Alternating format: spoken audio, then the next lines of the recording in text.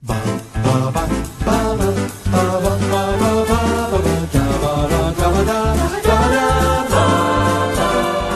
a telling you why. Santa Claus is coming to town. Hello, I'm Thomas Carruthers. I'm Will Leggetter. And today is our... have they already been listening to us? I'm forgetting. I always really forget. I scheduled this bloody thing. And no, they haven't listened to us yet. This is part one of our second Christmas special Bonanza. Later in the episode, we will be talking about, with new guest Jay Hodge, about the wonderful Twilight Zone episode, Night of Meek. And then will be back, along with other special guest Nathan Sloane, to talk about a Blackadder carol.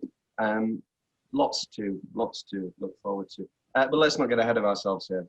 Well, do you remember Christmas Day? It is, yeah, they do them on Christmas. Yeah, Christmas Day. Yeah, but back when the BBC trusted the show and gave them Saturday night primetime slot and Christmas Day rather than New Year's and Sunday. Yeah, after your Christmas dinner. Yeah, you watch Strictly, and then Bruce would go, "Now watch out because next up is Doctor Who." You go, "Oh, thank you, Bruce." Those were the days. I remember this one. It was a white Christmas 2007. Was it? Oh, I remember this very clearly. I was at my grandma Pat's, and most of the time I taped it and would watch it the day after. But as we know from the Titanic episode, I was a very weird child and loved the Titanic. I had all the books. I loved the movie endlessly, to the extent now that I think I know every beat. And I know I could, if you tied me down and put the film and gave me every other line, I think I'd have a fair shot. So at the end, when Martha left the TARDIS at the end of season 4, no, season 3. Season 3. Oh, pardon me. Well, let's not talk about Doctor Who credibility, because within 20 minutes or so, you're going to start defending Matt Smith and Peter Capaldi. So, I'll have you know, I am a strong David and diehard fan. No, I know, but you still defend them. I won't defend them. I'll just say that I continue to watch it, which in many ways is very enticing. I definitely continued to watch. It's, well, you know my famous comment. It was fine. Just the most cutting thing that one could say. I do think that first series with Matt Smith, series 5, it's excellent. There are some great episodes there, but obviously the direction, it's just, ever since that peak, it's just gone. Blah. I think it's not. I mean, I don't like Matt Smith's performance at all. But also, I think the biggest crusher is the loss of Russell T Davies. But yeah, I would agree with that. I think, although Moffat was fantastic and he's written some of the best episodes of Doctor Who ever. Yeah. Not a series runner. He's not a runner. He's a writer for one-off. Yeah. A fine example of Russell T Davies's exceptional talent is this episode, which he wrote, and I was just blown away by how good it still works. Not an ounce of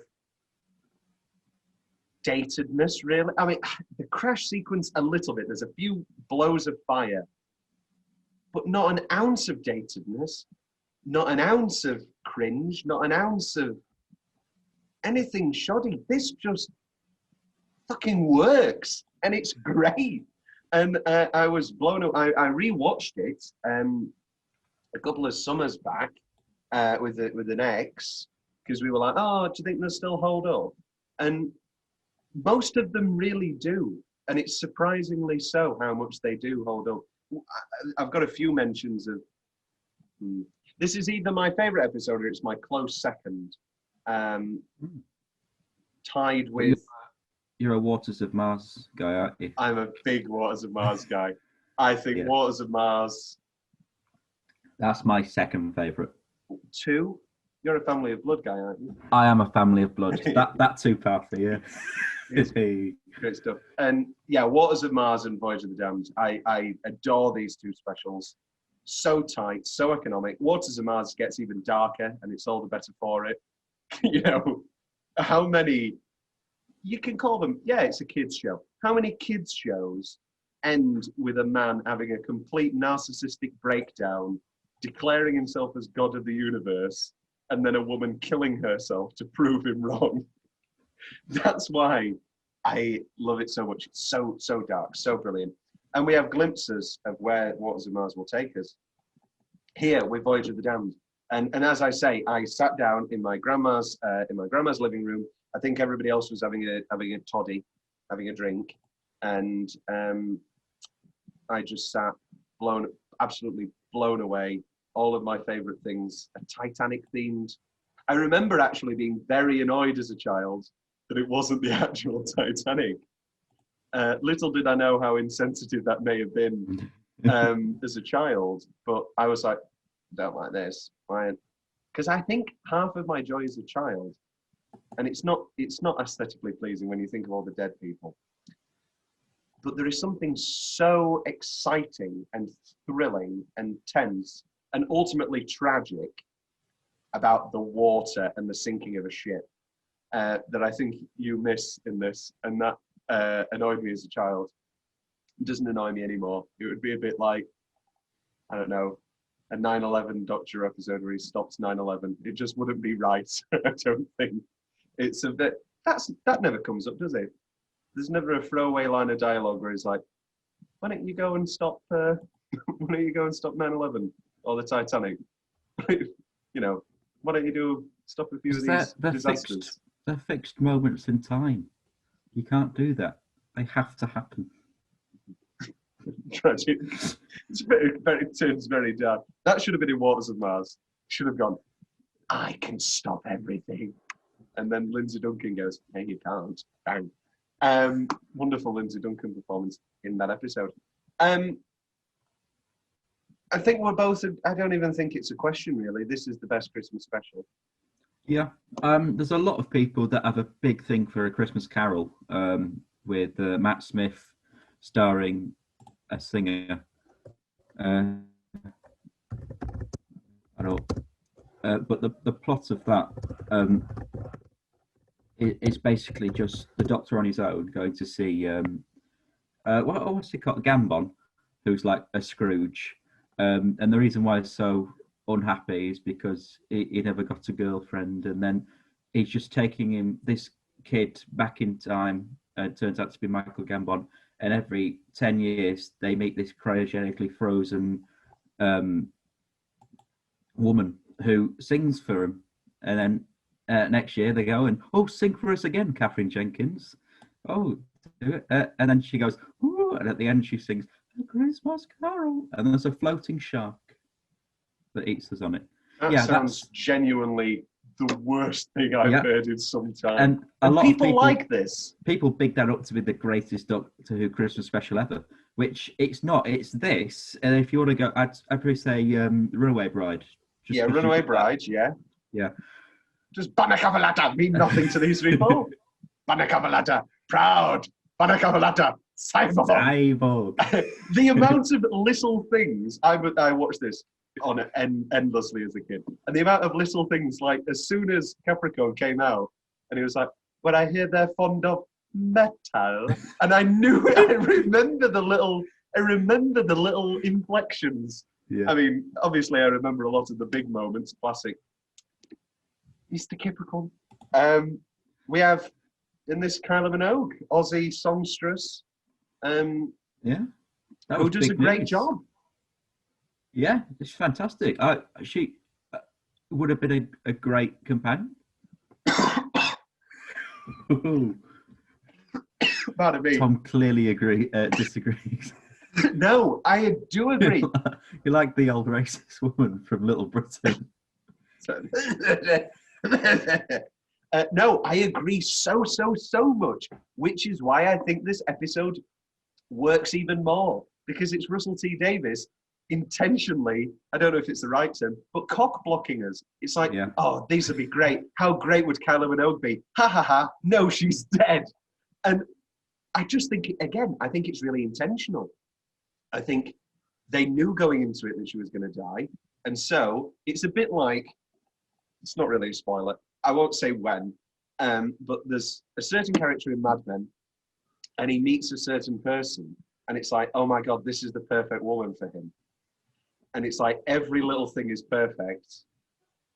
And it's like the writers have made her up. And then, of course, that can't work either. And because I think they have great chemistry, Tennant and Minogue. Yeah. They absolutely do. Flirty, bit sexy. There's a few little that's cheeky... Tennant for you, isn't he? He's very... Oh, Will's a bit flustered, apparently. Some really cheeky Russell T Davies lines. You should see me in the morning. Yeah. Okay, that's just pure pill. But it works so well. Let's dive. Well, we've got a few upsetting facts. So basically, David Tennant's mother died near the start of production, requiring the crew to shoot around him for a little bit of absence, which is touch upsetting. This is the first appearance of Wilfred, Bernard Cribbins. The greatest companion ever. I mean, is that your ranking? What are you? Are you a Rose man? Are you a Martha? I'm a big Dr. Donna. Yeah. They had it because going on, the chemistry they had, I think that was perfect for the time. But the final Tennant episodes with Wilf are great. And then the meme where he salutes him at the wedding, and it's I could have done so much more. Oh. What's better? What's a better I could have done more monologue? Is it that, or is it Liam Neeson at the end of Schindler's List? This car could have been 5 jewels. Great film. And also another sad thing. This was Kylie Minogue's first major acting appearance. This isn't actually sad. This is happy. Since her diagnosis and recovery from breast cancer 2 years before. Did you know, Will, a rumour was on the internet before this was shown that the character Astrid was going to vanish at the end by spinning around, and you would hear the TARDIS noise. Her name being an anagram of TARDIS gave strength to the rumour. Oh, I've just realised it's an anagram of TARDIS. Yeah. So I can see. Yeah, I don't know if it was. I don't know whether it was more so the Astrid thing or the Kylie Minogue reference. But either work a treat. There was a lot of stuff leaked about that. Apparently, she was going to be a cyber woman at one point, and that was dismissed. I think my favourite newspaper report was claiming that Albert Einstein was going to be in it, played by Woody Allen. I didn't see this. What? Where did? The Sun reported it. They were saying, "Oh, what's going to happen?" Well, apparently Woody Allen will be not reprising his role. Will be playing Albert Einstein. Yeah. Woody Allen, famous for appearing in. Well, no, he has appeared in some of the films that he hasn't written and directed. I can't. What? I should start doing the fun facts. It's Benica for letters, small and red. I thought it was a bunion. This Rixton guy's and his phone. It's turning a little bit more walking. Because I'm very good at the infliction.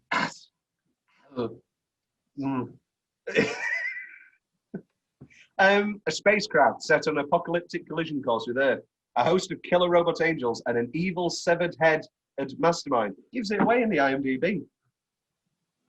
Oh. It's just another Christmas for the Doctor. Why would they give it away? That's annoying.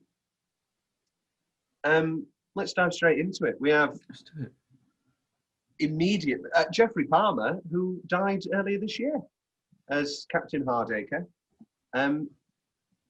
Again, I don't know what it is about my favourite Doctor Who's. They're always dark. Mm. This is real. People, hundreds and hundreds of people die on screen and all. People Which we is care about and people we know nothing about. That's another great thing about Russell T Davies as a showrunner. He wasn't afraid to make it dark. Moffat tried to make it dark and he succeeded with sort of the atmosphere, but he was terrified of killing people off. He just couldn't do it. And one of my, I mean, it's not my favourite episode, but it's just a really good, not experiment, but it's just really dark, is the one where the one with the big bug, turn left. And it's what if the Doctor didn't exist?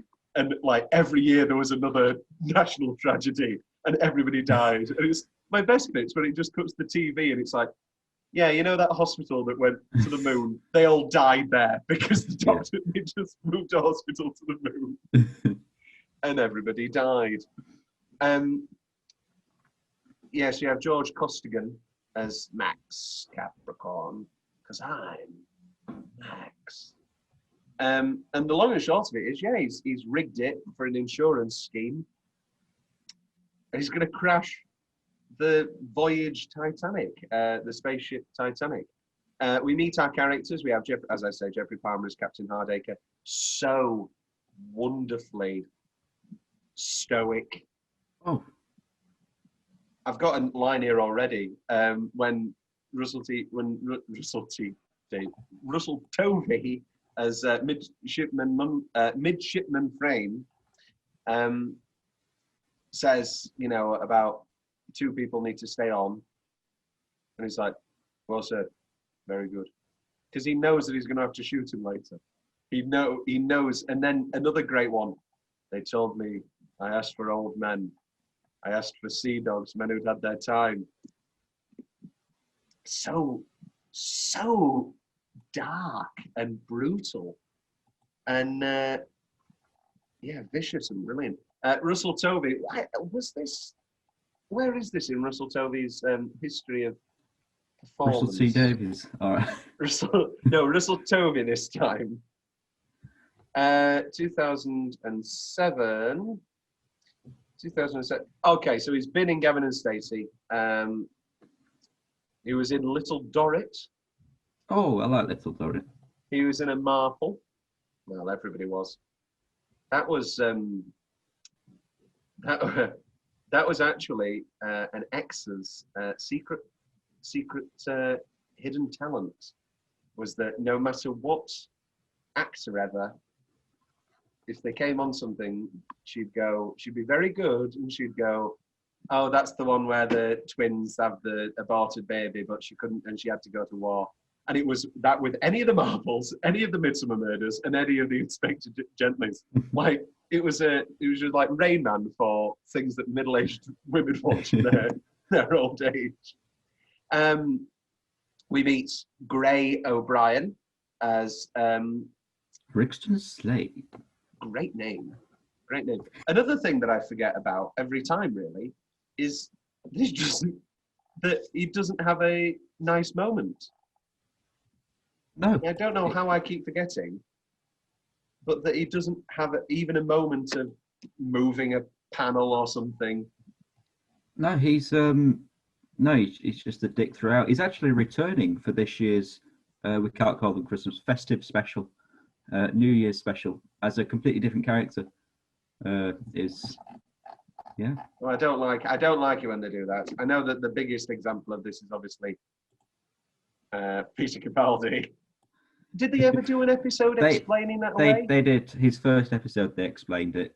They were like, turns out the Doctor can have the option to choose their face based on people they've met and he chose this one to remind him of what good a man he is, with that shot of David opening the TARDIS and going, "Come with me," and Peter's like, "Ugh." He's like, that's what he keeps saying. "Oh, I'm supposed to be a good man. I'm supposed to save people, and I was given this face to remind me of that." Yep. Right. And the face you pick is Peter Capaldi. I wish he was in like a really shitty role now, and they had to do some real bad writing to be like, do you remember that guy in Pompeii? The one who was only in one scene? I remember him. He was a good man. So, him?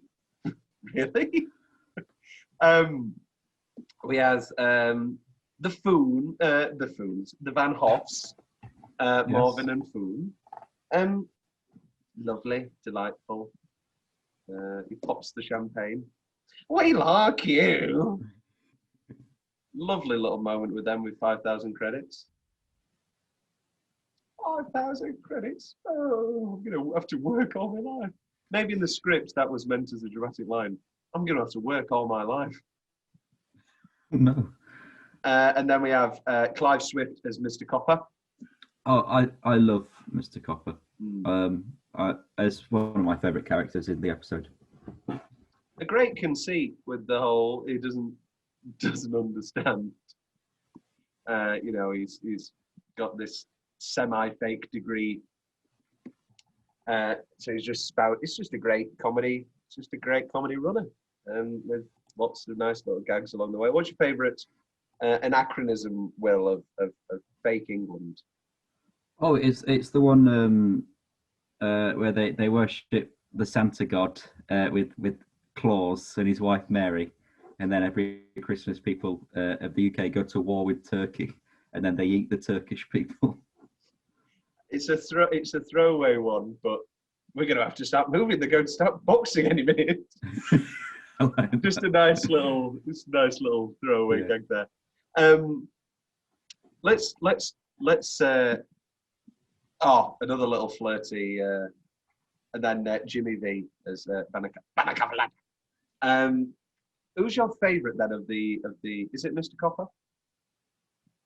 My favourite of our group of characters traveling to the ship. I'd probably say it's Mr. Copper. I like him. He's a nice man. Are we? We're discounting Astrid. Yeah, there's Astrid. Yeah. I don't know what it is about tragic love that grabs me so nicely. It's very sad.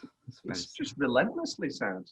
And then it doesn't really give you the payoff that you think you're going to get with you think you're going to get another doomsday scene, and it's like, oh, I've made another copy of myself and he's going to fly about. No, she's just like a ghost. That wasn't Doomsday, actually.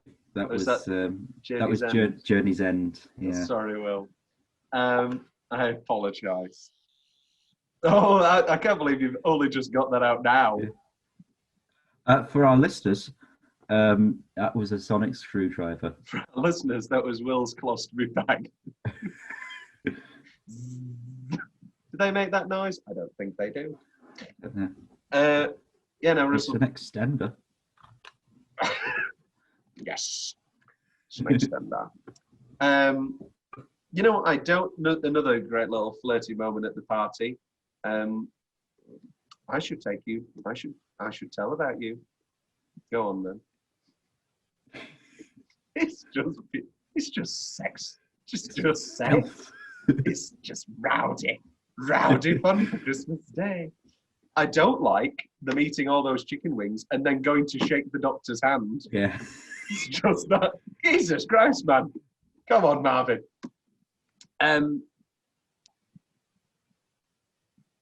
Right, let's get into it then. So the crash. I don't know, and we can also credit James Strong here, the director of the episode, directed a bunch of that show Liar, directed a bunch of that Vanity Fair. I liked Liar. That was very good. Yeah. And Broadchurch, directed a few Broadchurches. So he's a real, he's a few Downton Abbeys. Yeah, the exact sort. He did direct some Doctor Who's. Will, what do you think of these? So he directed the Ood double bill. Oh, which one? The Impossible Planet and the Satan Pit. They're in my top 5 episodes of all time. Oh, he directed one of my favourite double parters, which I really enjoy, which apparently nobody else does, which I'm baffled by. Daleks of Manhattan and Evolution of the Daleks. I love that. Yeah, Yeah. I can get behind that Yeah. big time. Maybe it's because I like old Hollywood. It directed Partners in Time, sorry. Partners in Crime. Partners in Crime, yes. 4th time's the charm. With Great. the That's lavender- probably, people say 11th Hour is the greatest first, it's the best first Doctor episode. But Partners in Crime is a fantastic series opener. I loved it. Wonderful Sarah Lancashire. Yes. And 2009's Planet of the Dead, the one that was on That was shite. Yeah, that wasn't great. Just a cheap. We're only getting four episodes this year. They better be good. And our first Easter special was Planet of the Dead. It was Planet of the Dead, and we was like, oh, Yeah. God. Waters of Mars, it was like, oh, yes. Yes. And then it was the 2 feature-length,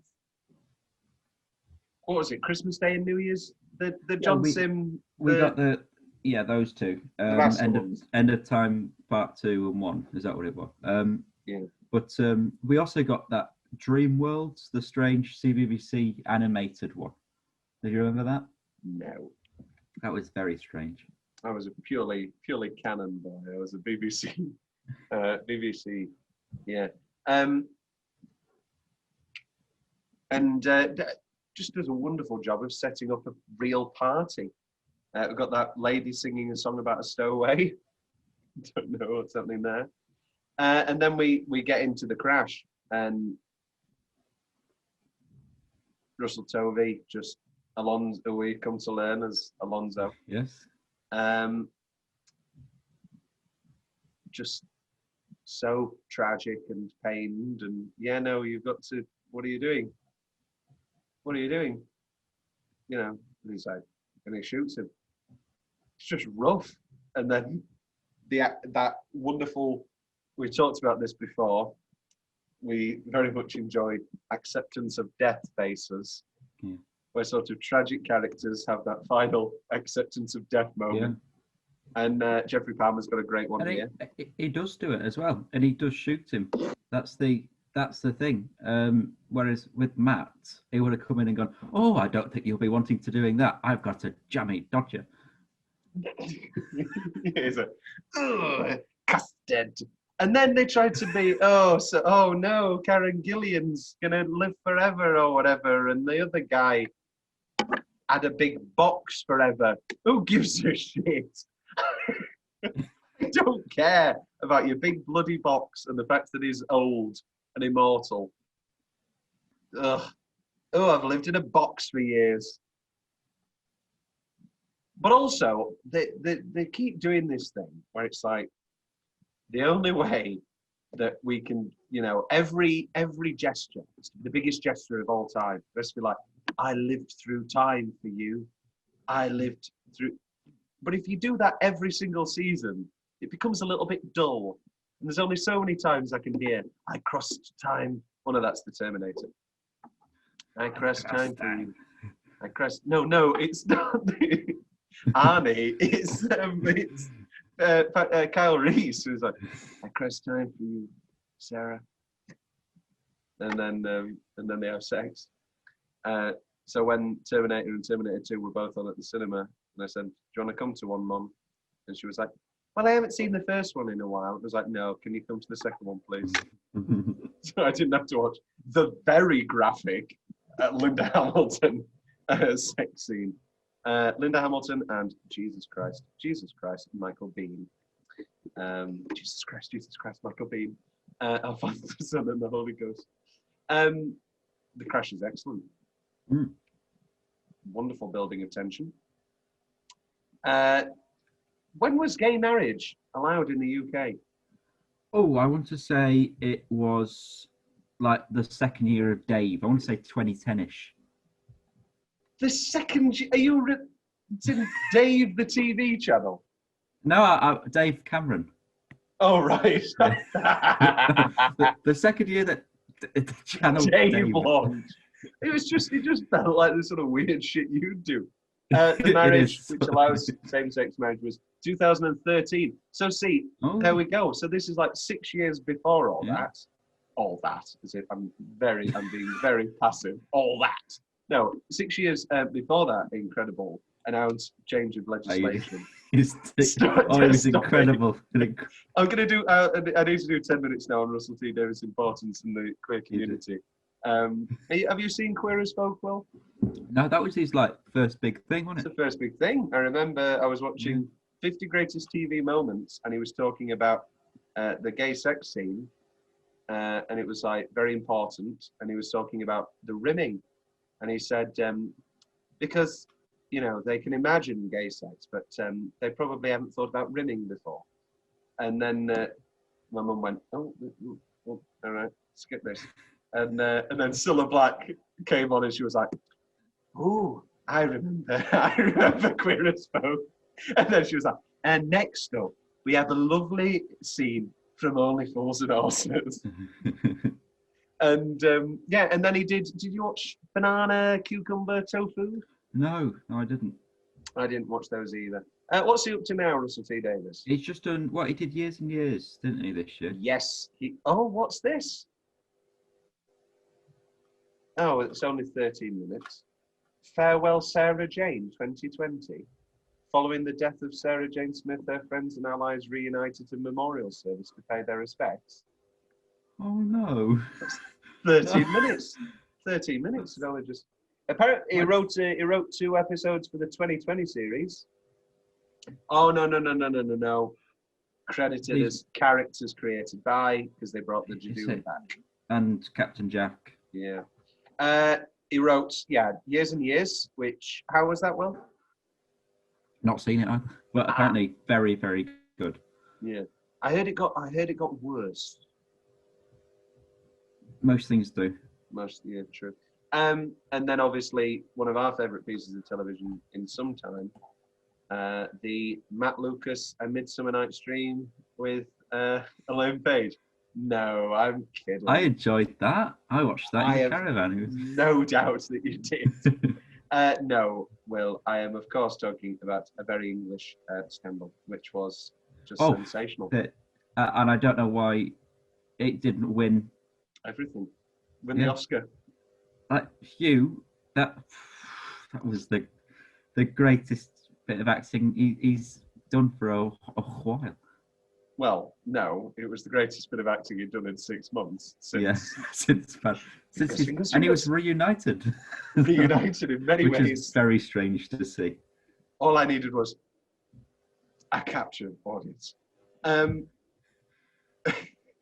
hope one day I read an article that's like 10 biggest Oscar snubs, and people start acknowledging that Hugh Grant should have been nominated, if not won, for Paddington 2. Exactly. Supporting actor. That just feels right for supporting actor. I don't know. It does. Oh, there's a dog. There's a dog. So yeah, no, we went on this tangent because he's Russell T Davies, very important LGBT writer, and he's working it into his work too with the cyborg. They can even marry now, and it's just these little things. Same with I don't know whether he wrote the Agatha Christie episode, but lots of gay people, lots of representation in there. It reminds me an awful lot of the first interracial kiss of all time on Star Trek, and not L. Ron Hubbard, he's Scientology. Oh my God. Ray Bradbury, no, not Ray Bradbury, Gene Roddenberry. There we go. They all have the same names.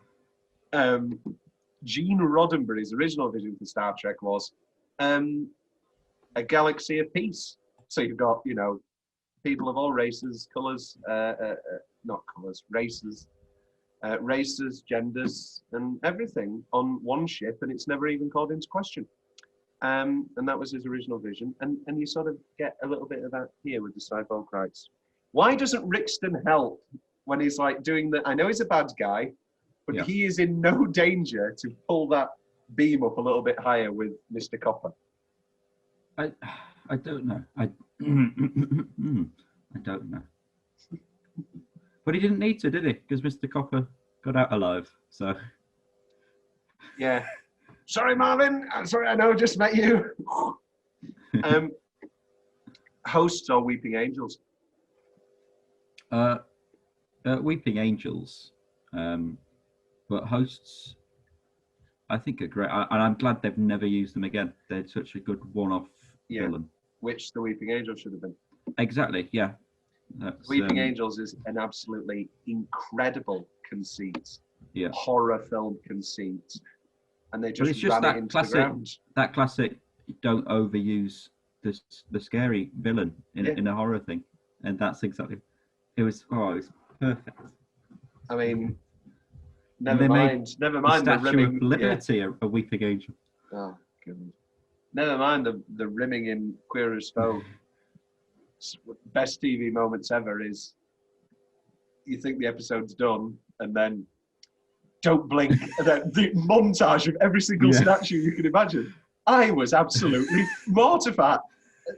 They should have, never mind Ofcom, Ofcom should have been flooded. My child's got an eye disease because he has to prop them open like Clockwork Orange. My child. Just excellent stuff. That was Moffat, wasn't it? That was Moffat, Moffat. Moffat. Again, the brutality of it is what makes it excellent. Marvin's death is really rough. Yeah. Well, maybe we can. It's just dead. And then, obviously, Foon. What can I do? He'd want you to move on. No, he doesn't. He's dead. And then, Banakafalata, Cyborg. Pretty bad. Close his eyes. And that's it. And then it gives the Doctor that great moment of no more. Speaking of that, you've got that classic big Doctor. I'm 903 years old. I come from Gallifrey in the cancellation of Gestapo. It's very, very good. This is probably the best version of that. Yeah. Oh, this is the best Doctor speech without it being too much.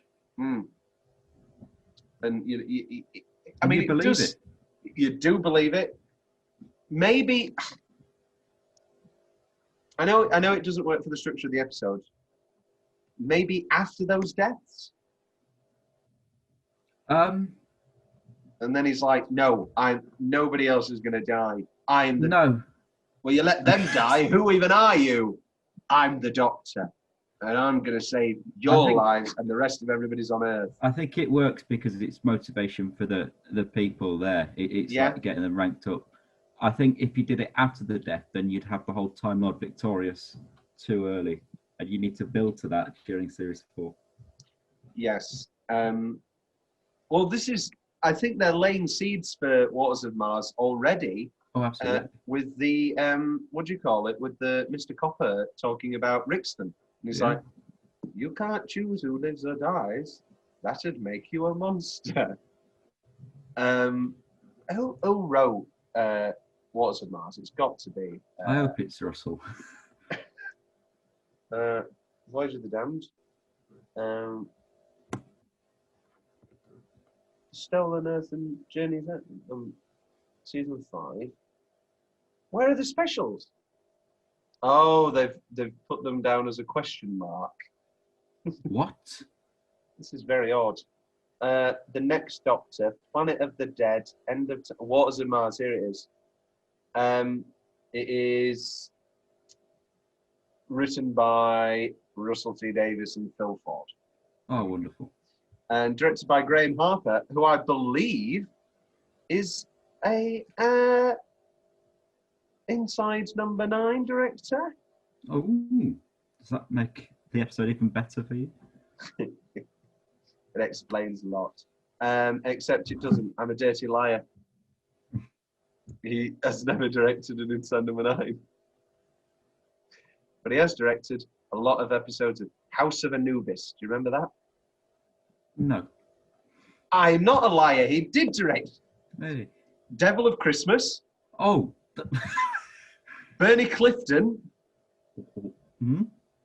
And the winner is. That's a Well, pretty there you good go. threesome. It's very good. Yeah, I might have to watch Forza Mars when I get home. You with an fuck you, you with an asshole. It's always worth it. The kiss. That we have no tradition, which puts the emergency supplies down, and beautiful kiss. Wonderful Callum Minogue. I don't think we can say enough how great she is in this episode. Fantastic. And she's never really. I think she's used perfectly. I'm not seeing her doing a big dramatic turn anytime soon, but as a sort of, because it's got a bit of a 40s thing to it. It's got that old Hollywood sort of classic there, little back and forth, as well as some genuine, real, sexy, flirty chemistry. It's a great performance. And I think she would have worked very well as a companion. However, I'm very happy with her death and the payoff of that. And also it sort of makes it, I'm quite happy with it being a really standalone episode. That's another thing I think is a huge problem with the new incarnations of Doctor Who, is that you can't jump in anymore, really.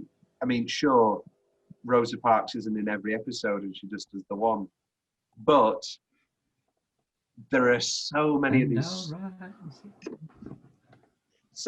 stupid strands and plots, and so annoying. You've annoying. kind of got to blame Russell for it, because introducing this idea of a story arc into Doctor Who, but it never got in the way of the standalone episodes. It would always be just a little thing like here. The whole "You Are Not Alone," Professor Yano Master, that the greatest story arc plot twist of all time. Well, this is the thing. All of them were always not anticlimaxes, but were always the least thing you expect. Yeah. So it's like this big thing, this big doom. It'll be the end of the Doctor. Oh. Hello.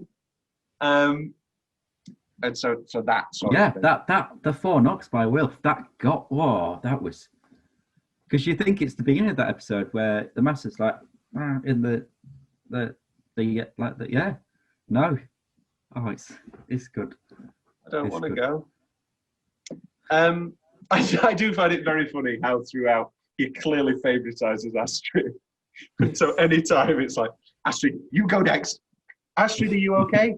And he just is like, she's so attractive. I'm quite lucky here. This needs to work out.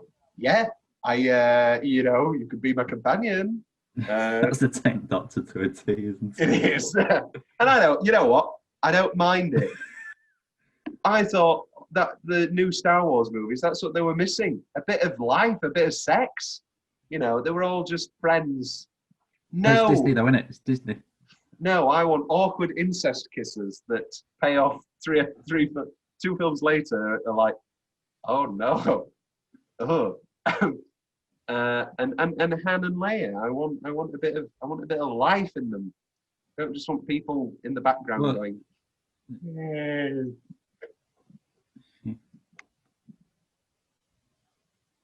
You sound like you're going to say something. Oh yeah. I was saying you want a bit of life in Hannah and Leia. They're both dead. Yeah, no. I mean, I don't mean. I mean, I want a bit of life among the new characters. Oh. My example is Han and Leia. Right. I know that they're both dead. Do you remember in the first 2 movies when they killed off Han and Luke? That's the wrong horse there, didn't they?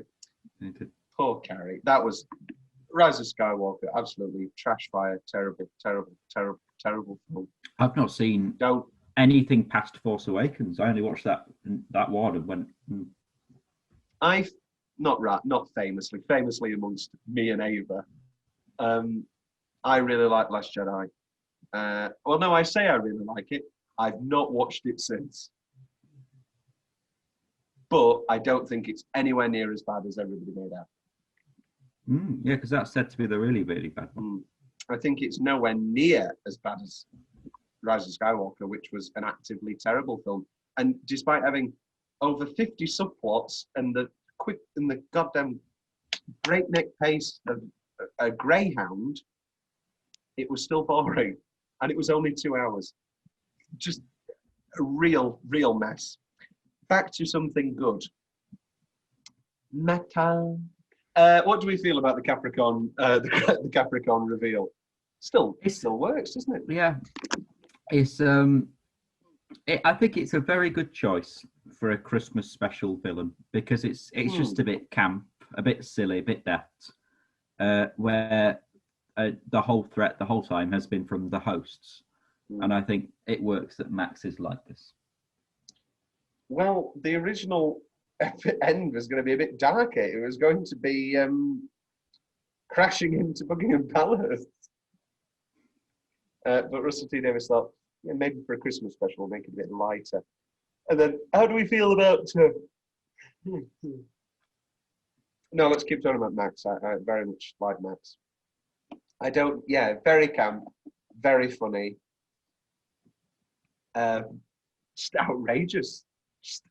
But also, the great payoff of... what does she say? Oh my God, I can't believe I forget it every time. It's, I quit, or here's my resignation. Yeah. What did she Something say? like that. Something like that. Here's my resignation. And and then we have the tragic death of Astrid. Just so painful and yet unexpected.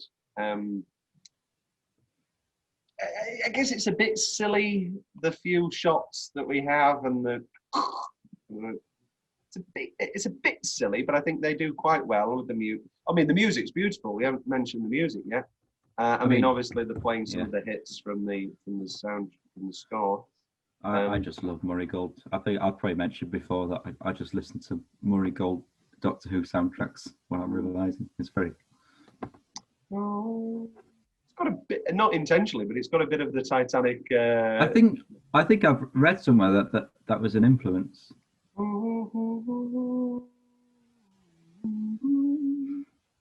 Have you seen the TikTok of the girl who's singing in a stairwell? No. And she goes... And it sounds just like... I know Becky didn't like that on the film, but I love that score.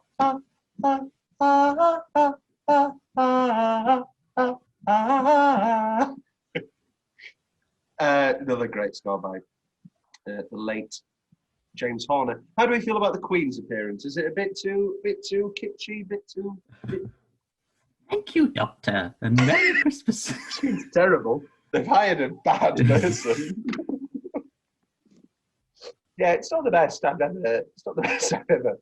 I don't think she needed to speak. No. I think it'd be funny if it came whooshing down and sort of the wind it like knocks her over. She's like, hey. Just falls to the floor. And also the Queen's never not moved that fast in 40 years.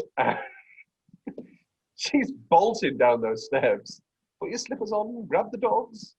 I like that little addition that that they have a bit of self-acknowledgement that London's deserted because every single Christmas people die.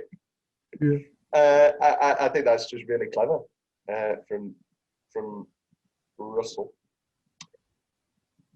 I love Rixton's lack of redemption, which leads us into that wonderful seeding for Water of Mars. And it's a bit brutal when it comes to anybody who isn't a beautiful woman. You travel alone? I travel alone. It's better that way. If he was like a stacked blonde, there's no way that Mrs. Cooper isn't going on that. Well, you can see the world, fly around.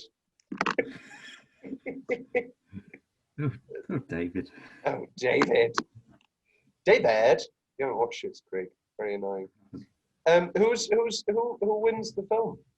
Sorry, who wins the episode performance-wise? Let's remove Tennant. Who was the best Oh. performance in the episode? I'm gonna have to go for Mr. Copper. Oh, sorry. I think it's very nice. I think it's I very think nice. I'm going to give it to Kylie with a tie at second place between Max Capricorn and Captain Hardacre.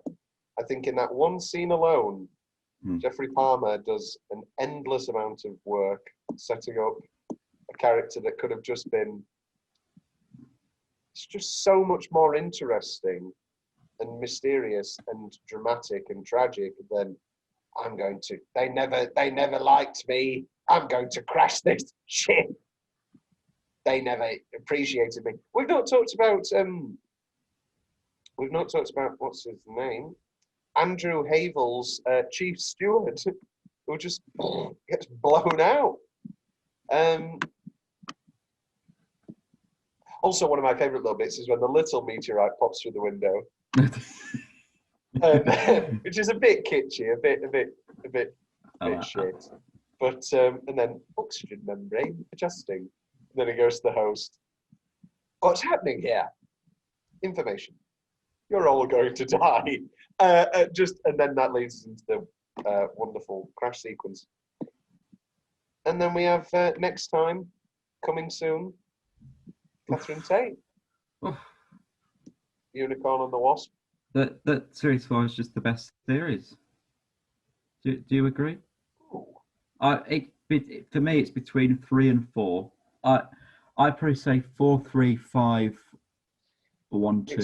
It's where he meets his future wife. Is it? Oh yeah, and his daughter. And his daughter. They met on this. Did they meet on this? Yes. While filming, she met David Tennant. The really following year, they started dating. In 2010, she Oh. fell pregnant, giving birth to their daughter, Olive. She and Tennant married in 2011. So in truth, the Doctor's daughter is the Doctor's daughter. What? Had the Doctor's daughter. Because it's and had the Doctor's granddaughter. Yes, Peter because Davison's. Yeah. yeah. Oh. Oh, lovely. And he did say that the Fifth Doctor was his favourite. So he really did. Yeah. Maybe he's just trying to get in. And also, season 4 does have our boy Steve. It does.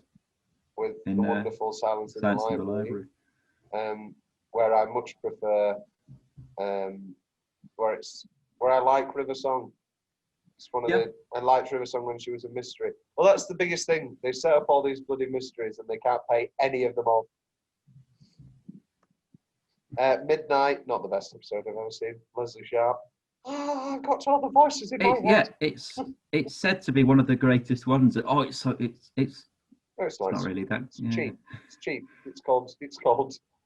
We want lots of money for Journey's End. Yeah. We need to do this. Season 3's got some good ones. Season Lazarus 3 Experiment. I'm a big Lazarus Experiment with Mark. guy. With Mark being a creepy old man. Oh no, it's season 3. Well, it is it's very close between the two. I think just because of that chemistry between the Doctor and Donna, that's what just tops it. But season 3 is spectacular. Season 3 having Skip 42, written by current showrunner Chris Chibnall, alumni of University of Sheffield. I should have stopped to be distracted. Season 3, you've got double-header Manhattan Daleks. Incredible. Yeah, you've got Lazarus Jadoon Platoon on the moon. Lazarus Experiment. Skip 42. Your favourite double bill, favourite episode, Human Nature. Blink. Then Blink, and then the triple bill with the Master. Yeah, it's good. It's a very well structured. It's a great season. Sound of the Drums. What an episode. For like months after, that was me. That was my any playgrounds Any playground. Oh yeah, I was like, I always used to play it in the playground. Yeah. I want to be the master. I want to be the master when he's prime minister. It was like, I want to, and I kept singing the Scissor Sisters song. I've told the story before of when we bought the Scissor Sisters CD so that I could listen to that song, and then the second verse is like, I want to fucking kill you, and then my mum went, turn it off, turn it off. Oh, well, what a lovely, lovely little Yes. thing. Next, I'm going to still be here. You're going to leave. I'm going to disappear. I'm talking as if it's happening next, but it happened 2 nights ago. We're going to talk about another incredible sci-fi series, Twilight Zone, and then you're going to be back to talk about Boom, Boom, Boom.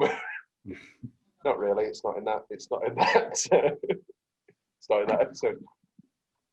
This will come up, but I want to know now. Top Blackadder series.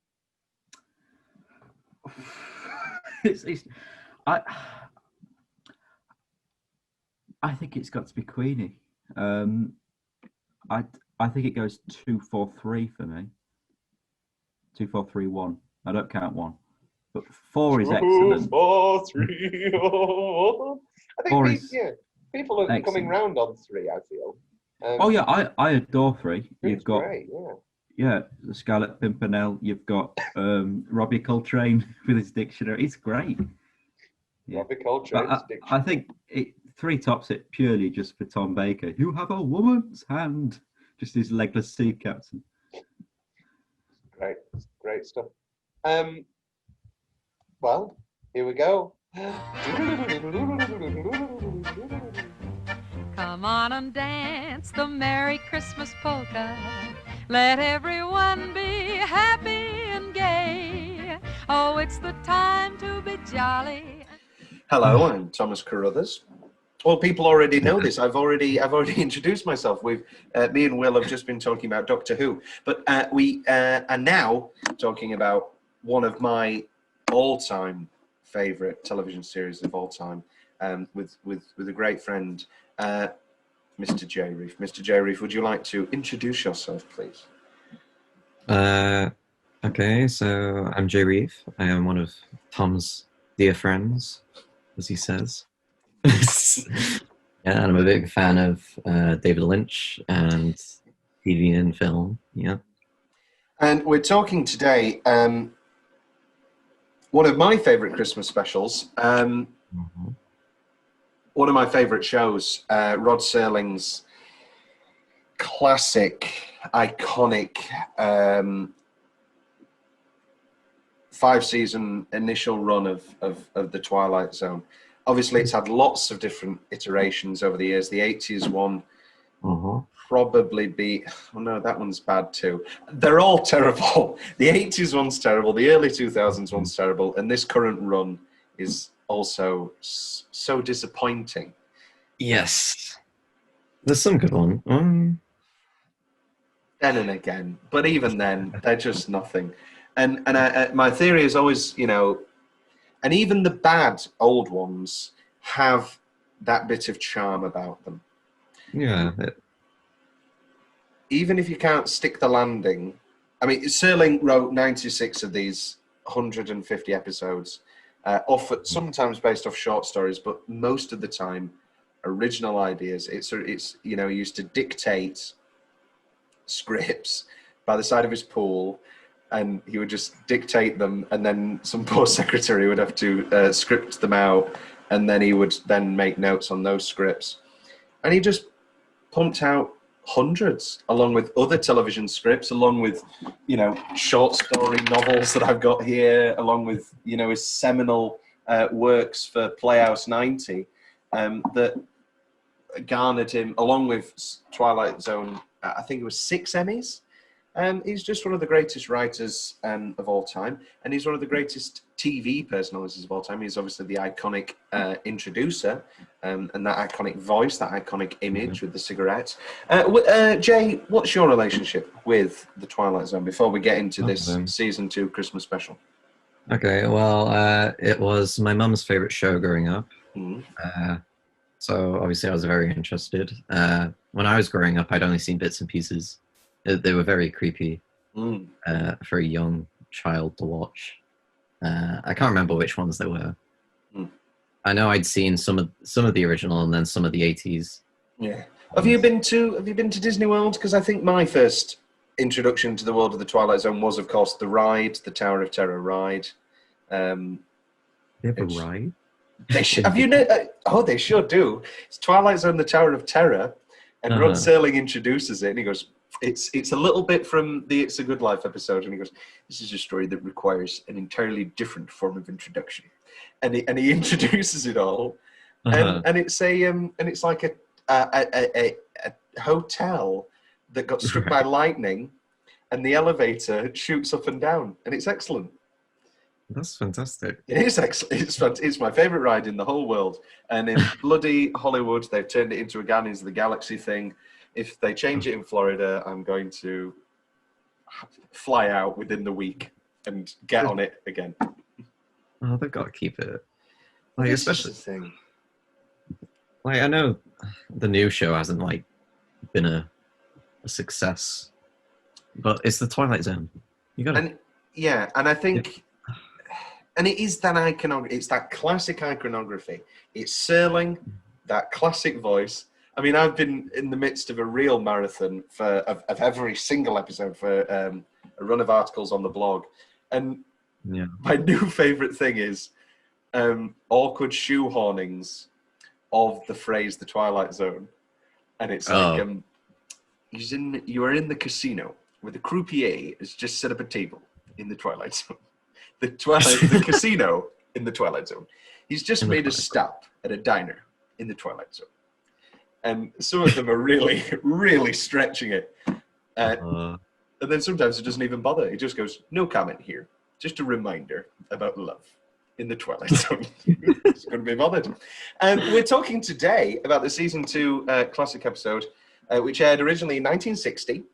And it's called The Night of the Meek. And it was 23rd of December, and it was in... This is an odd one, actually, Twilight Zone-wise, because in the second season, they realised that their budget was way over.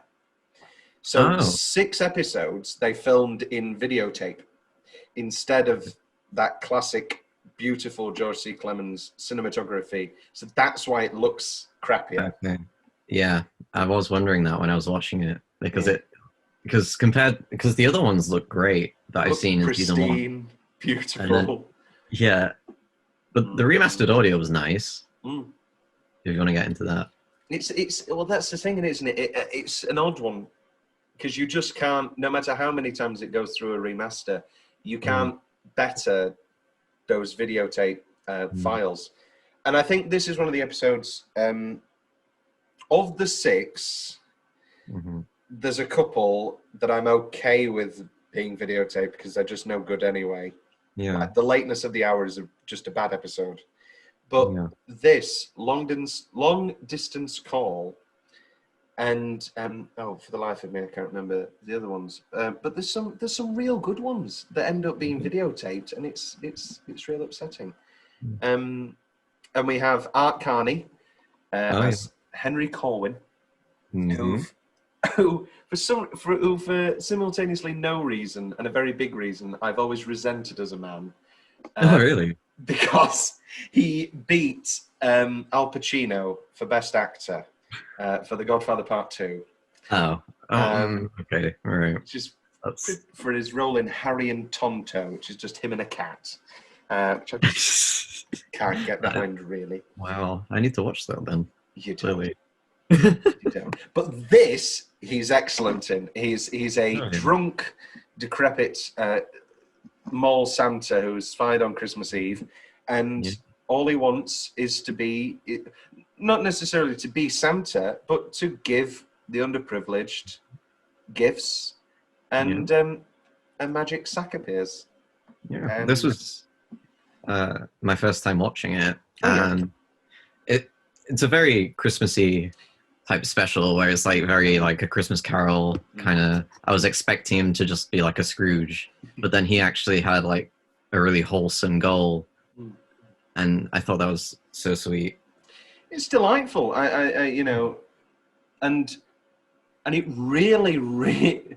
This is a script by Serling.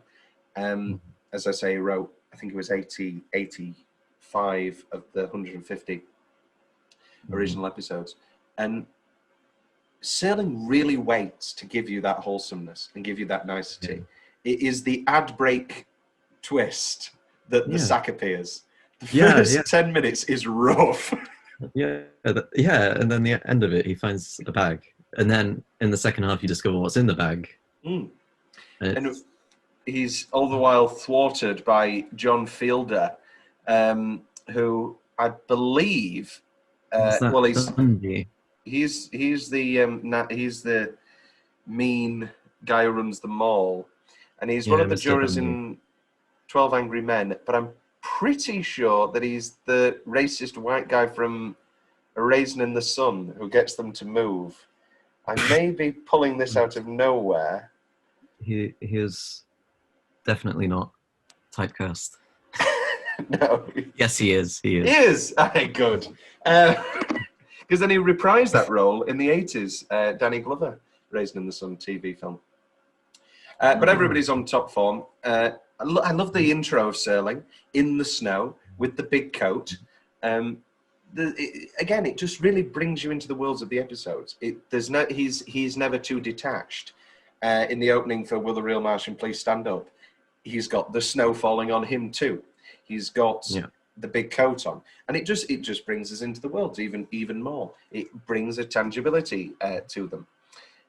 This is directed by Jack Smite, who directed a bunch of Twilight Zones. And yes, he directed 3 of the videotaped ones. He directed The Lateness of the Hour, which is a bad one, 22, which is fine, but his best effort is The Lonely, the season 1 with the wonderful Jack Warden, who's is that the one on the planet? He's on the planet and he gets the robot, and then they forget. Okay. And then he wants to bring the robot with him. Very sad, poignant, affecting episode. Yeah. Ted Knight from Caddyshack in it. Well, we're waiting. Big Kenny. I think that's the closest nexus of all my taste is Caddyshack and the Twilight Zone. Just the one episode.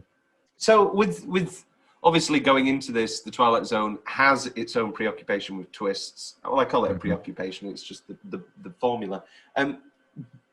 On the first viewing, what did you expect the twist was going to be? Where did you think this story was going? Obviously, because it's the Twilight Zone, I was expecting a sort of a dark twist somehow. Or I don't know where I was expecting it to go, really. But I think I realized where it was going to go when he said in the second half, I wish I could do this every year. And I was like, okay, he's going to become Father Christmas, isn't he? and not in the brutal fashion of the Santa Claus, where Santa Claus has to brutally fall to his death. Tim Allen steals his clothes. Did you know that a stage musical based on this episode was written by Patrick Cook and Frederick Fryer, but has never seen the light of day due to rights issues? Oh, really? I feel it's right for it. It's got a nice trajectory. I'd rather have that than the film out of the Black Mirror episode. No. Which one was it? The Entire History of You. Yeah. Yeah. Well, that was. Is that coming? Are they doing that? Is that back on now? Are they making that again? I don't know. Didn't Robert Downey Jr. fund it? It was Robert Downey Jr. and because this was when it was just Channel 4. And these were just little shows on Channel 4. And I remember them. I stayed up and watched the National Anthem live, which I still think is the best Black Mirror episode. But he was, and it had a very limited audience. Downey Jr. bought the rights for that episode to make it a film. And obviously, it then grows, becomes this huge Netflix thing, and every man and his dog has seen it. So I would be very surprised if it was still on the cards. Yeah. Which I think I'm quite thankful for. Yeah, me too. Yeah. Because some of those Black Mirrors can't hold themselves for 45 minutes. I can't imagine an hour 40. Oh, I know. That's why I stopped watching it. Well, that's the thing. That was the biggest problem with the fourth season of the Twilight Zone was that they made it an hour show. Well, against Serling's will. They made it an hour show. So instead of around 40 half-hour episodes, they did 18 hour-long ones. And there are still some gems in there, but some of them just don't hold for 45 minutes. Some of these don't hold for 25.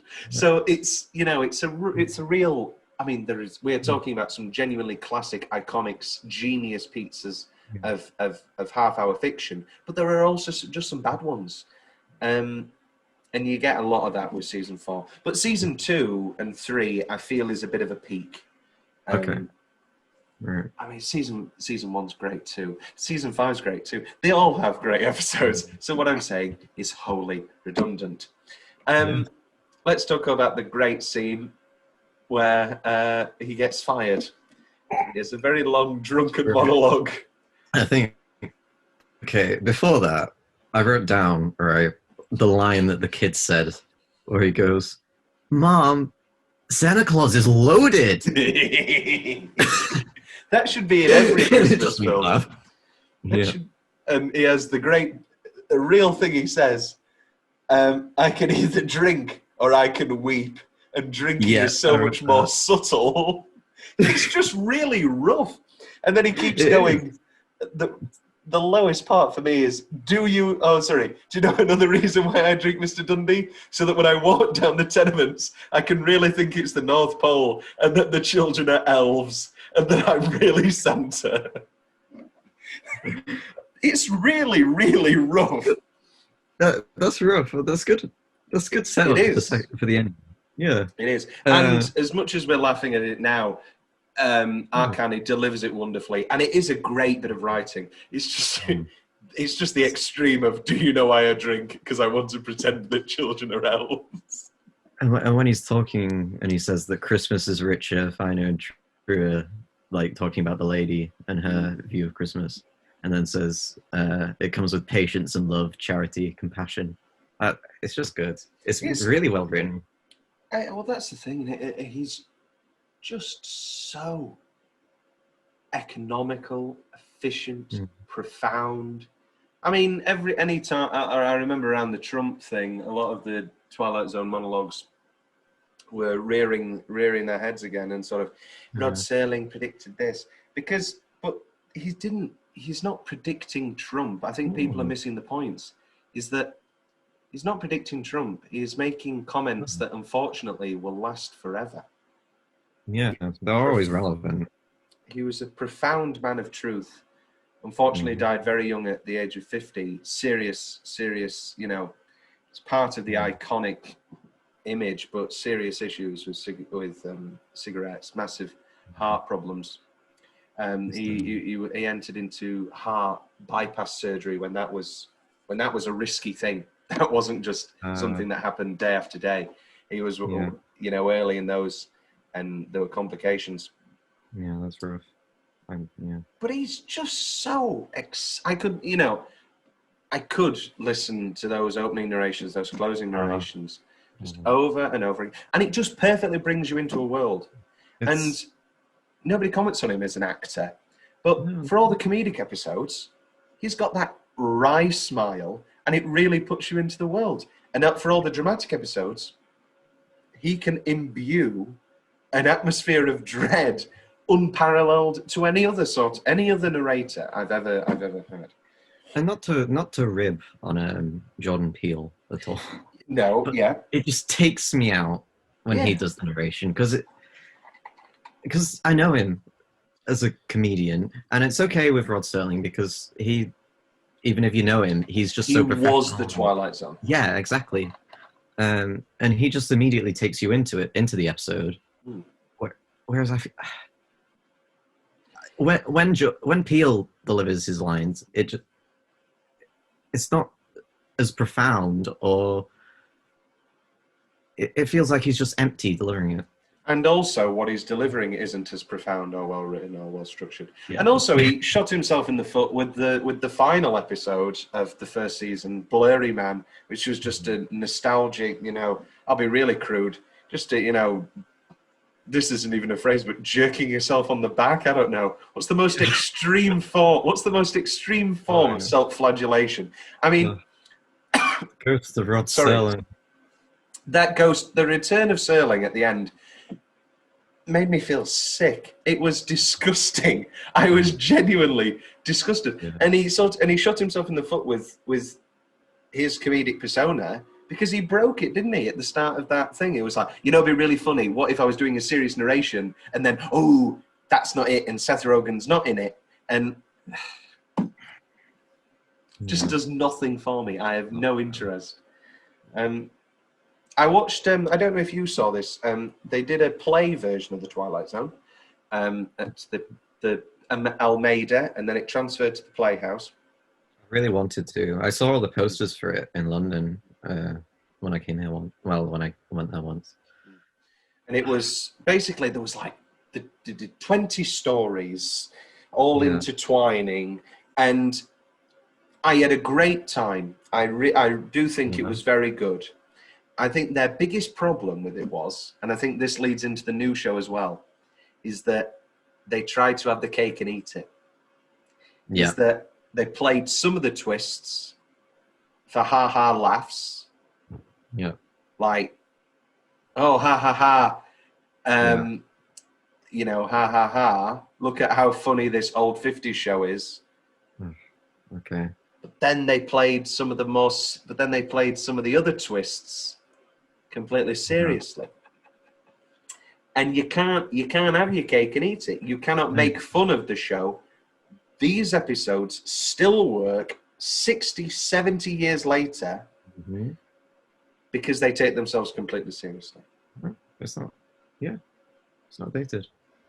I remember, go on. I mean, you know how you said it was charming at the start?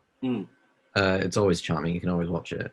It's like the sets in every episode, all just, they're really well shot. Like in this one, when all the kids like pop their heads in the bar and you see them like pop in through the window whilst he's drinking, it's just like the staging is just incredible in every episode, and the framing of each shot.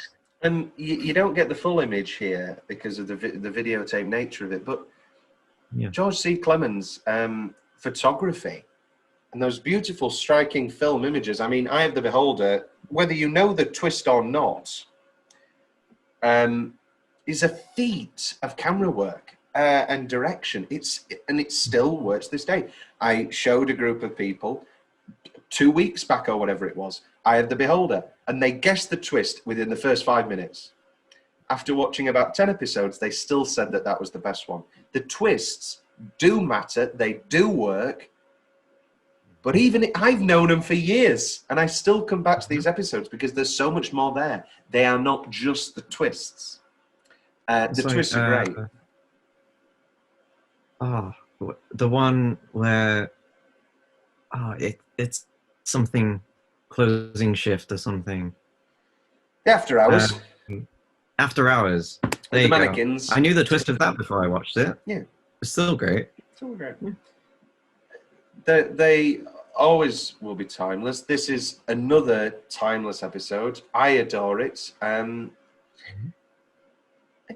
Just so sweet. And as you say, it gets that Christmas spirit when he's dressing down Sister Florence and, he's giving her the what for. Because Christmas is marvellous and with that Serling wit and that darkness, it allows us to have all the warmth and love and joy of Christmas, but also the darkness of it. Because there's a great Nora Ephron Christmas film called Mixed Nuts, And Steve Martin's final Christmas speech in that is the gist of it is basically, yeah, everything's that's good is better at Christmas, but everything that's bad is worse at Christmas. You know, if you're alone, you're still alone at Christmas, and you feel even lonelier. And it sort of has that feel to it. I feel this episode. The title obviously comes from Corwin's opening his breakdown monologue is one night I wish the meek could inherit the earth. That's why I drink. That's why I drink. I want to pretend to be Santa. I want to see him in June. What's Henry Corwin like the rest of the year? Is he, I don't know. What? Yeah. Does he dress up as the Easter Bunny? That's why I drink. Because I would drink because I walk down the street and I wish that and all the kids were bunnies. That's why I drink. Thanksgiving, I walk down the street, think of everybody's turkeys. Another thing that was a bit dated that made me laugh in a very cute way was the cat sound. When Yes.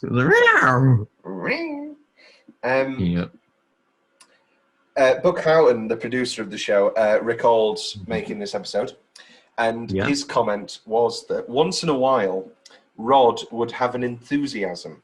He'd say to himself or to Carol, his wife, or me or whoever, that he particularly liked somebody. There was a Christmas show that we did just because he wanted to see Art Carney play Santa Claus. That was the reasoning for this episode. And just knowing that just gets you all warm inside. I just love Rod Serling so much. Yeah. Especially with a story like that.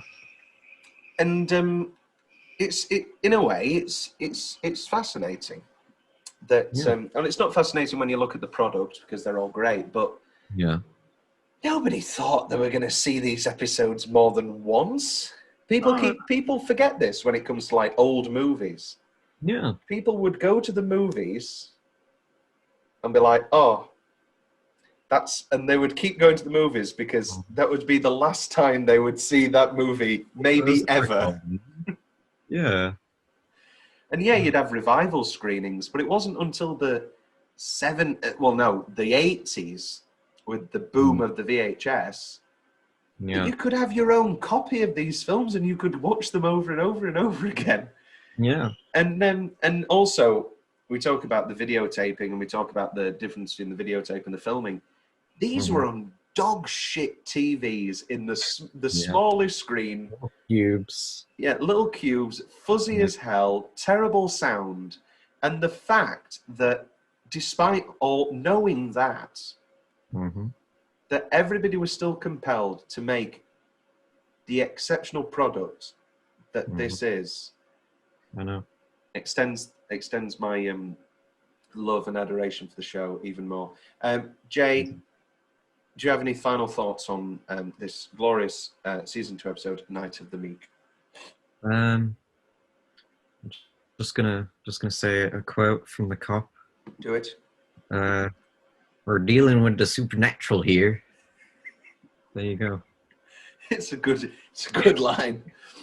Yeah, John Fielder, Mr. Dundee. Oh, Mr. Corwin. Well, fine then. I won a bottle of peach brandy from 1962. And he's like,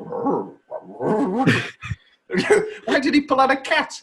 Throw the cat away. It's wonderful. I hope that you will join me now in my Christmas tradition of watching Night of the Meek. I might. It was a very nice episode. It's an odd one that hasn't boomed a little bit more. No, it's not one that I've heard of a lot, really. I didn't even know there was a Twilight Zone Christmas episode, but it made sense. Yeah. Well, and we're Brits and we're Blu-ray people, so we bought the Blu-rays and we loved them, but in America, Netflix, Twilight Zone's on Netflix, All of the Twilight Zones are on Netflix. And we don't have that in England. So maybe if they brought Twilight Zone onto UK Netflix, there'd be a boom. I don't think there would be, because people would see that it's black and white and they turn it off. Yeah, I know. Which is another matter that came up on our It's a Wonderful Life episode, of just how much people just dismiss things immediately because they're black and white, which is insane to me, but that's a complete other discussion. Yeah. Jay, I've thoroughly enjoyed this conversation, and if our audiences have enjoyed it, they needn't worry, for they will be hearing and seeing Jay a lot more in the new year when we discuss your favourite direction, certainly one of mine, Monsieur David Lynch. Yeah. We're just going to do them all. I've scheduled it. It's a month of Lynch. Yeah. It's going to be fantastic. It shall be. It shall be. It shall be indeed. But before that point, we have more Christmas stuff to talk about. And we're going to say goodbye to Jay, and it's going to be hello to Nathan Sloane for a talk about a Blackadder Christmas Carol. I'm so sorry for that laddie. He hasn't got a daddy. That little boy. I thought you cheeky bastard. I thought you were interested. Still fuming with Messenger for this removal of nicknames. Yeah, first they want to take our fish, and now they won't let us bloody Have nicknames. change nicknames and have polls on Messenger. This good riddance is Oh, what I polls. say. Good Polls. riddance. Well, the Yeah, day they got rid of polls was The polls, great. the bloody They coming into stopped our getting- country, they stopped trying getting- to take oh, our you jobs. beat it to it. Right. Okay. I'm going to do a loud clap so I can see on the thing. It's probably no louder than the rest of talking. It's pointless. And I can see because you've moved rooms, Nathan. Well, there's that, yeah. There's a lot of separate factors. It's like a whole different world. A whole new world. Don't you dare close your eyes. Watched that other day. The Guy Ritchie one. It's very good. It's very, very good. Very, very good. Yeah. The new Aladdin. Yeah. Yeah, I thought it was all right. I You know, enjoyed it. I didn't like Jasmine's new song. this is what I thought about it. I You do like the hate song. women. I like the song, but it doesn't fit stylistically. It doesn't. It's too It's modern musical contemporary, theatre. and Yeah, it doesn't use the themes. yeah. It's modern musical theatre It song. is. So it's It's a good song, but for the wrong thing. and is it as good as suddenly there's a child on my lap, suddenly I'm in a carriage, suddenly they are the two for me. They are the two poles of added songs. It's either You Must Love Me or Suddenly There's a Child in My Knee. What was the Taylor Swift one for Cat? Remember when we would see Cats? We did go to see Cats. Was it last year? This time last year? This time last year, Christmas Eve. Oh, Christmas you actually went Eve. to see it. Yeah, we went to see Cats on Christmas Eve, didn't we? And we should have. man. We lamented because we should have waited until like the end of when it was in cinemas, and we could have gone alone and like shouted at the screen. I think it made it better that we were blatantly laughing out loud whilst sat next to mothers and their children enjoying it. That was fine, but I didn't like having to whisper all of our funny comments. I wanted to be like going, boo! Like, I think it could have a chance of being the new Rocky Horror, but I think it's got too many long, boring bits. Yeah. Where you just have to sit there. Maybe if somebody edited it. I don't know. And we're back. Blackadder Christmas Carol. This rounds out our Christmas special Bonanza number 2. Will's back. We've just been with Jay Reef to talk about the wonderful Twilight Zone episode, Night of the Meek. Let's talk about some Blackadder, a show that has not come up on the... I mean, it probably has come up before on the show. Will, what's your relationship with Blackadder? Richard Curtis and Ben Elton's seminal 80s comedy It's, British creation. It's the epitome of comedy, isn't it? It's there's the three great. I mean, I've forgotten what I called the third one, but there's definitely the two for me things that define British comedy and therefore comedy. It's Fawlty Towers and Blackadder. Excellent choices. Yeah, I think so. Fawlty Towers is 70s. yes. I think you could make a pretty solid argument. Now, is The Office right, so that's 2000s. I think 7 Fawlty Towers, 8 Blackadder, a 90s choice, which we're about to pick. The Office, 2000, early 2000s. And then Peep Show. Woof. I mean, League of Gentlemen, 1999. Are we going to give it the 90s? Just get we'll it give in it the 90s. Yeah. If that's, and then I don't know what would be. I think you can argue with me on those choices. Let's argue about those choices first. Is anybody disagreeing with those? I'm just looking up when something came out. I'd like to add Father Ted for the 90s. All right, I'll allow that, and we'll make League of Gentlemen our 2000s show, tied with Ricky Gervais' Office. Another one for the 90s is The Thin Blue Line, which is, again, Richard Curtis and Elton. Yeah. Sort of underrated, I feel, nowadays. Very underrated. It's very good. It sort of creeps up, and it crept up on me literally just now. You know what else was in the 90s, Tom? A bit of Hugh and Laurie? Knowing Me, Knowing You, and I'm Alan Partridge. Right, okay, so that has to win the eye. Oh, this is tough. This is getting tougher than I expected. 70s and 80s, we can lock in. That's fine. And Alan Bennett's talking heads are hilarious. I lost my child. I lost my child. Right, let's be rough now. I'm not letting this go by. 90s. What's the options? The original Alan Partridge run. Mm-hmm. I think we're going to have to... Your Father Ted. Yeah. Did you say Thin Blue Line was 90s or 80s? 90s, 95, I think. I think it's an honourable mention. I think we can say no.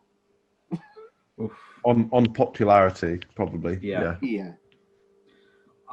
For me, it's between it's League of Gentlemen. If we're saying that's a 90s show because it was 1999 first aired. See, for me, it's between Father Ted and I'm Alan Partridge. I think that first series in the hotel, that's the best one, isn't it? I'm going to go Partridge. I think you cannot deny. I mean, because that character has gone on into 3 decades. Still is. And he's just got better. He's just got better and better and better. And there's not many comedic creations that you can say that for. As seen with Blackadder, linking it back to this, with the we were talking about it a few weeks ago, weren't we, Nathan? About the more recent special they did where he invents a time machine and he goes back and forth, isn't it? Yeah. It's called. Yeah. Back. It's bad. Yeah, it's terrible. Really rough. It's really, really quite rough. 1999. Again, it is Richard Curtis and Ben Elton. Everybody's back. But they did also both write the first series, and that had the same characters. Yeah. It was also rubbish. Well, this is the thing. We've given it the 80s award. Colin Firth stars as William Shakespeare. Rick Mail as Robin Hood. Yes. And Margaret Thatcher, uncredited archive footage as Self. Why are you so great? Well, because I'm me. Rick Mail. What a man. What a man. Rest in peace. Bless my name, nature. We're giving it the 80s, but it's a real rough ride. Well, not really. Not really. I'm immediately quashing my point. It's 6 7 rough first episodes, and then Blackadder 2, Blackadder the Third, Blackadder Goes Forth, and this Christmas Carol are all excellent. Yeah, I think it just took them a while to get the hang of it, didn't it? And get the characters spot on. Which is odd because, I mean, well, they are the same characters. They are the same characters, but they're not. Have we got a favourite series amongst us? We discussed this the other day, didn't we? And I think I've changed. I think it might actually be the underrated 3. 3. Is that what you were going to say? 3. See, I'm always torn between 2 and 4, which is probably what we discussed. Yeah. I think you can't. I think in regards to 6 incredible episodes of... Because also I think that the 4th episode's comedy actually gets overpowered in a lot of the critical reverence by that beautiful, incredible send-off. Yeah. Which is and will always will be one of the finest moments of television ever. Oh, absolutely. Incredible fade to the poppy field. Because it completely takes you by surprise. And then you think, well, no, we've been building up to this all the time. It's because you can sort of not laugh off the plague, but the Great Fire of London. But the war is pretty recent history. We've still got living people around us with first-hand connections. We're still seeing the effects it had. We are still recovering from it. And always will be, but in the sense of a literal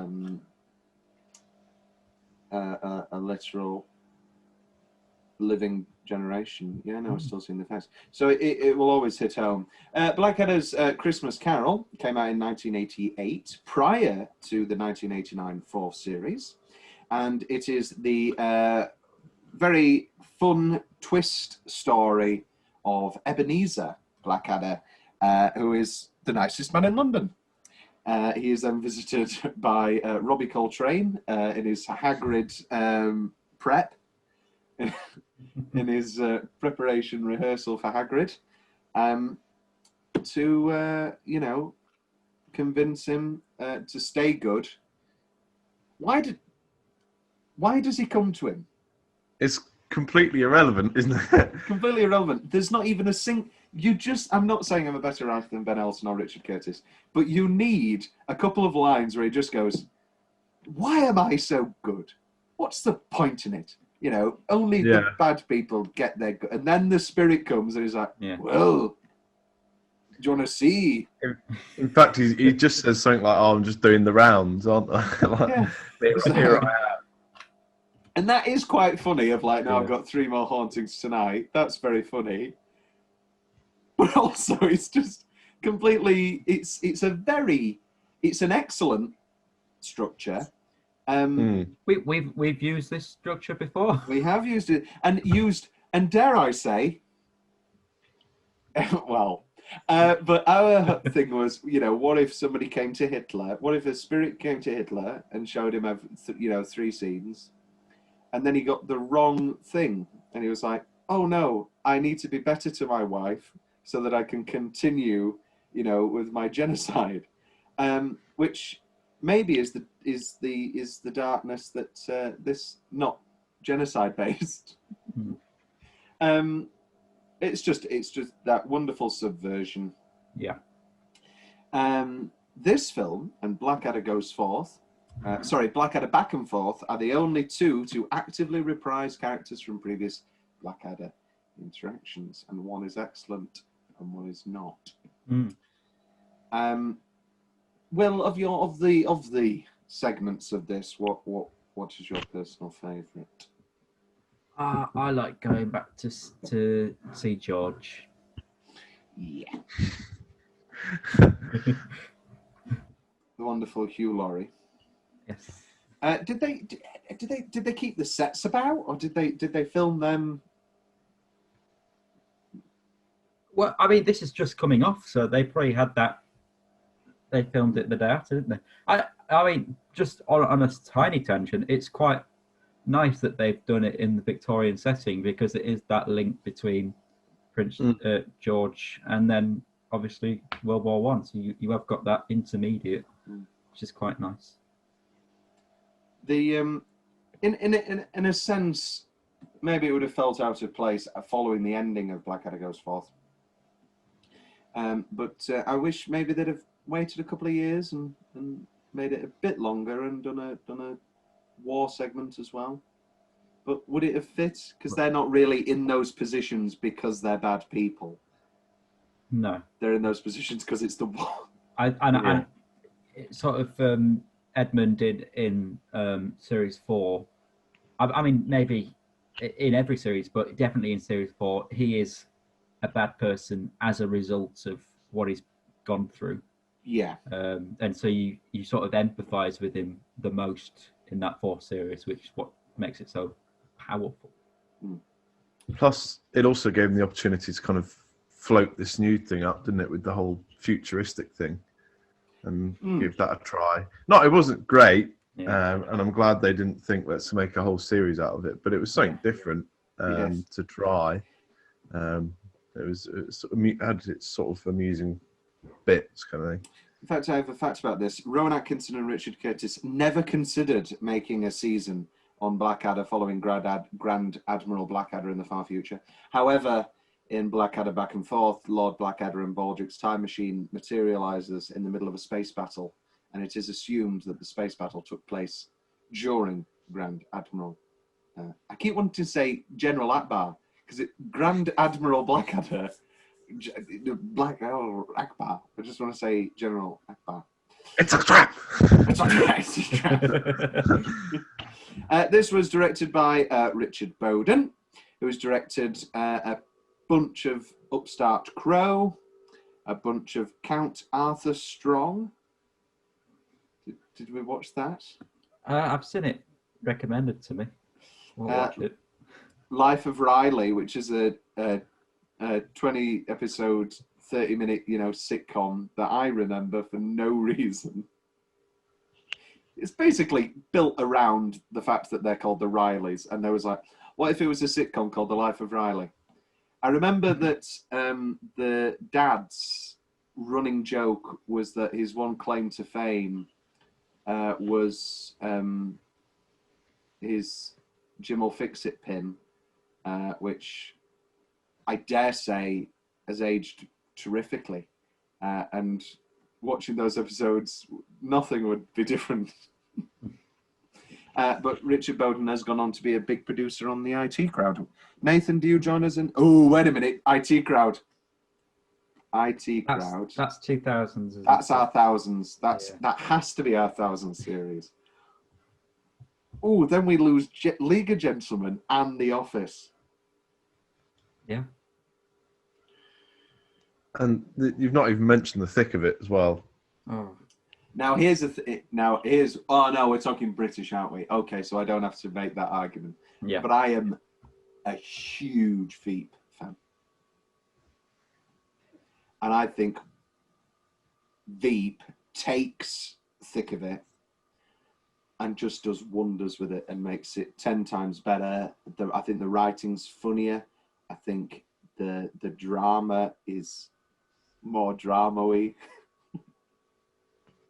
I love Veep. I love Veep. Nathan, what's your favourite segment of this little triptych? Yeah, I think the Georgian one is pretty good with the old lady and the wrong old lady. Just sort of classic. I think it was probably the best of the sort of different bits. They're just nice, neat little sketches, really, aren't they? Yeah, it's all sort of well paced. I think each sort of bit. It does fly by as well. It's only 43 minutes. It flies by. Yeah. I believe I interrupted you talking about Jim Broadbent. Talk about. I was just going to say, yeah, Jim Broadbent's accent is. It reminds me of Mr. Gruber. Very much like Mr. Gruber. Yes. Popping book. These are rolling shoes. Why don't you give me these rolling shoes? Completely forgot Miriam Margolyes was in it as well. Oh, she gets where water can't. What do we think of Bloody? I know she's intentionally annoying. Here's right. Characters who are intentionally annoying do my goddamn nutting because they're intentionally annoying. So you can't say, "Oh, they're annoying. I don't want them in it," because they're intentionally it's meant to be annoying, Tom. I know they're so annoying. You on about Queenie? No, I'm on about Millicent. Queenie's never annoyed me. I know that this is famous. This is my ex loved Blackadder. Can't stand Queenie. She doesn't like the second season. No, I love Queenie. I've met lots of people before who don't like Queenie. Maybe it's my deep love of Miranda Richardson, which has always been a thing since I was a child, due to my early love of The Crying Game. No, of Sleepy Hollow. I adore Sleepy Hollow and watched that all the time as a kid. I'm now seeing a show here called Girlfriends, which is Zoe Wanamaker and Miranda Richardson. Oh, that sounds right up your alley. It does. It's 6 episodes, and it didn't last long. Written by Kay Mellor. Oh, she's the Band of Gold person, isn't she? And Fat Friends and the Syndicate. Do we all remember the Syndicate? Yeah, I remember the Syndicate. Yeah, he lived on a barge with his girlfriend. Timothy Spall and Joanna Page were in the first one. And then season 2 was Alison Steadman. It's a nice little idea, it's not going to break any boundaries.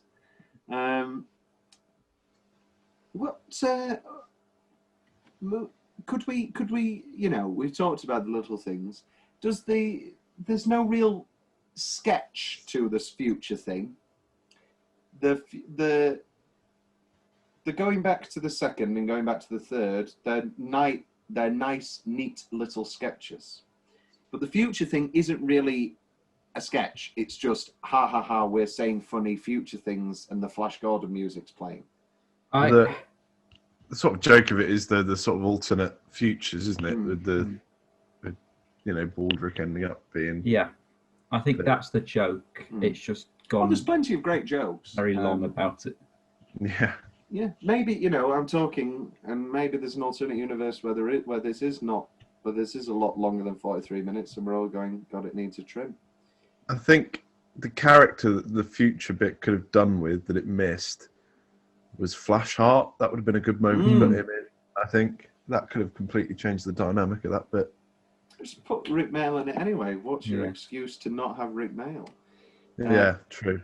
Jim Broadbent, this is his only Blackadder appearance other than, I believe, the first series. Yeah, when he also did a dodgy Spanish accent.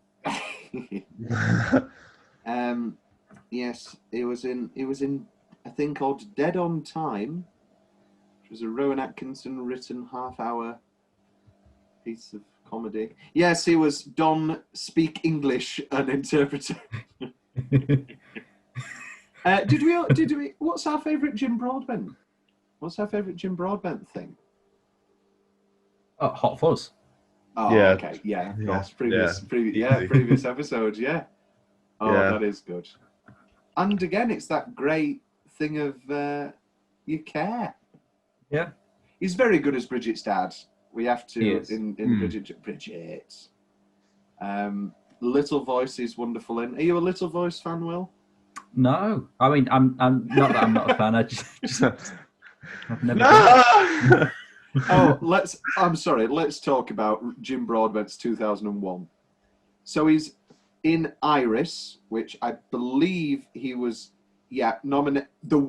Pardon me. He won Best Supporting Actor for his role in Iris, it's the true story of the romance between Iris Murdoch slowly dying of dementia with her husband. So it cuts between Jim Broadbent and Judi Dench, and Judi Dench slowly dying of dementia, and then Kate Winslet and Hugh Bonneville are falling in love. That sounds delightful. It does. That sounds very nice. I might give that a watch, and it got good reviews. So he's in that, and he wins his Oscar. He's Bridget's dad in the first Bridget film, and maybe his finest turn, like a virgin being touched for the very first time, like a virgin. Have you listened to the musical soundtrack that they've just done? Awful. It's terrible. It's awful. Absolutely terrible. I want shaky Jim Broadbent going, another curtain, another mindless cry behind the curtain of the pantomime, singing. Some may say terribly. The show must go on. Are you a Strictly Ballroom fan? No. I think we must discuss. That's my favourite Baz. Over Moulin Rouge. Yeah.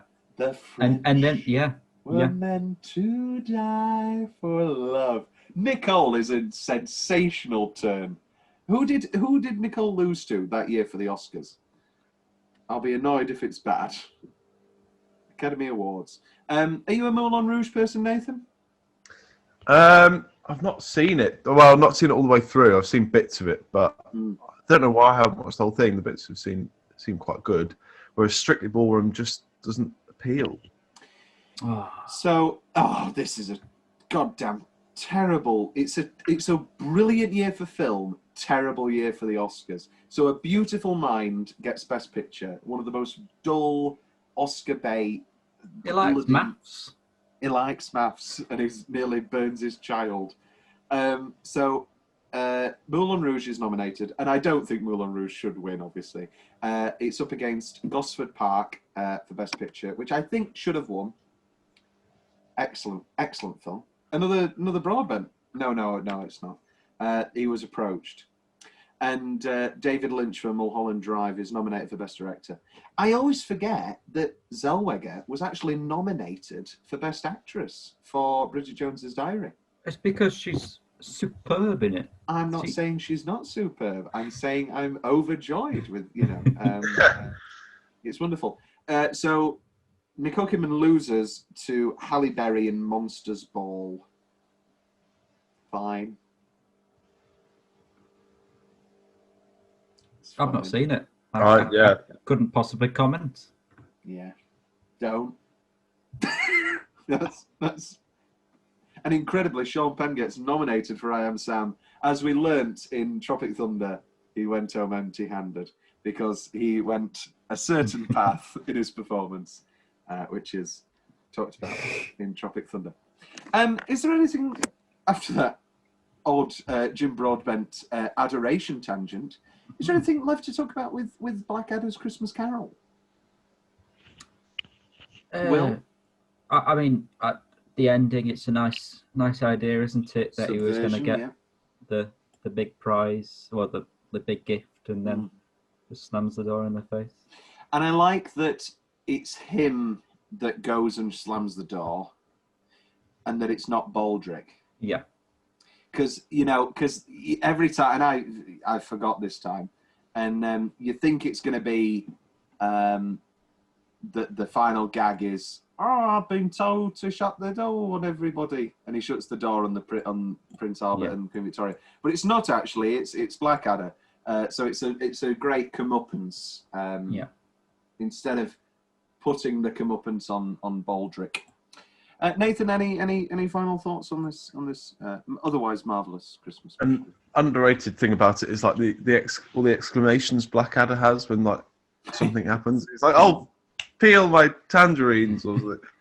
And they're all just very bizarre, very enjoyable.